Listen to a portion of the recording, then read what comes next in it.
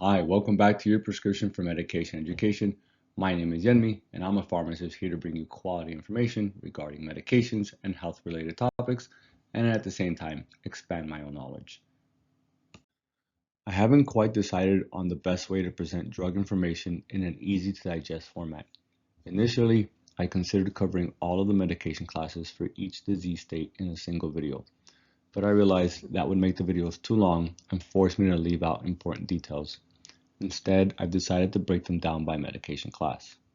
That way, I can keep the videos short while still covering key concepts, highlighting the nuances of individual medications. Let's start with the lipase inhibitor class. The mechanism of action is that it inhibits gastric and pancreatic lipases. When orlistat binds to these enzymes, it prevents the hydrolysis of triglycerides into free fatty acids and monoglycerides when taken with a meal. As a result, up to 30% of dietary fat is excreted in the feces, which results in decreased calorie absorption, supporting weight loss. In this class, we have orlistat. Its brand names include Ally and Xenical. The weight loss seen with orlistat ranges from 2.8 to 4.8% over a year. Side effects include oily spotting, loose stools, increased stool frequency, and fat-soluble vitamin deficiency. Its contraindications include pregnancy, chronic malabsorption syndrome, and cholestasis. The warnings include cholelithiasis, hepatotoxicity, and increased urinary oxalate.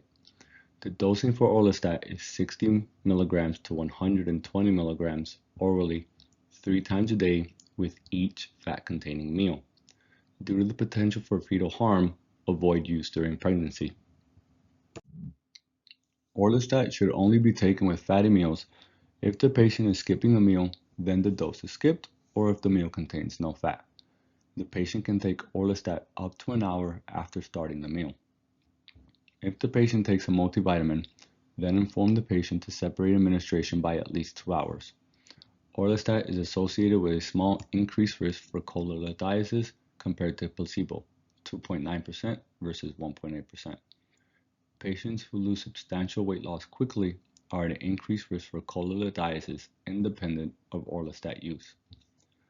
The reduced fat absorption caused by orlistat can cause impaired gallbladder emptying because when fat enters the duodenum, cholecystokinin is released, which triggers the gallbladder to contract, releasing bile. Reduced gallbladder motility creates an environment in which cholesterol becomes concentrated and can precipitate, forming stones. Both contributing factors may play a role in the formation of gallstones. The patient should report jaundice, pruritus, right upper quadrant pain, light-colored stools, darkening of urine, all of which can indicate worsening hepatic function. Let's look at the warning regarding increased urinary oxalate. Orlistat's induced fat malabsorption results in increased binding to GI calcium by unabsorbed free fatty acids. This leads to less calcium being available to bind to dietary oxalate, which increases oxalate absorption from the GI tract. The oxalate is eventually excreted in the urine by the kidneys. However, when oxalate and calcium exceed their solubility threshold, calcium oxalate crystals will begin to form within the renal tubules, increasing the risk for nephropathy. Patients should be counseled to stay hydrated and consume adequate levels of dietary calcium.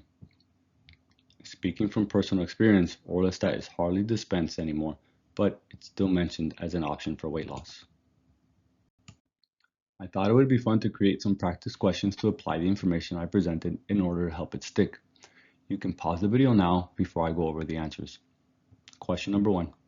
A patient taking orlistat consumes a high-fat meal.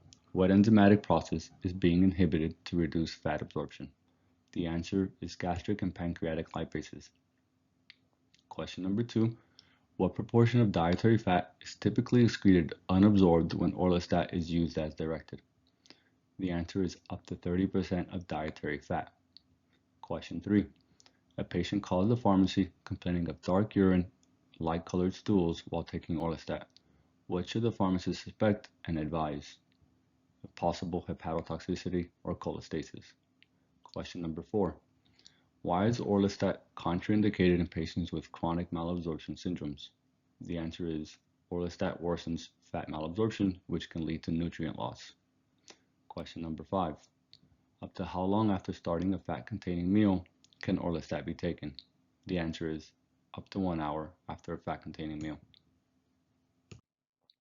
If a patient skips a meal or eats a fat-free meal, what should they do regarding the orlistat dose? You advise the patient to skip the dose. Question number 7. When counseling a patient on orlistat and multivitamin use, what administration timing should be emphasized? Advise the patient to separate the administrations by at least 2 hours. Question number 8.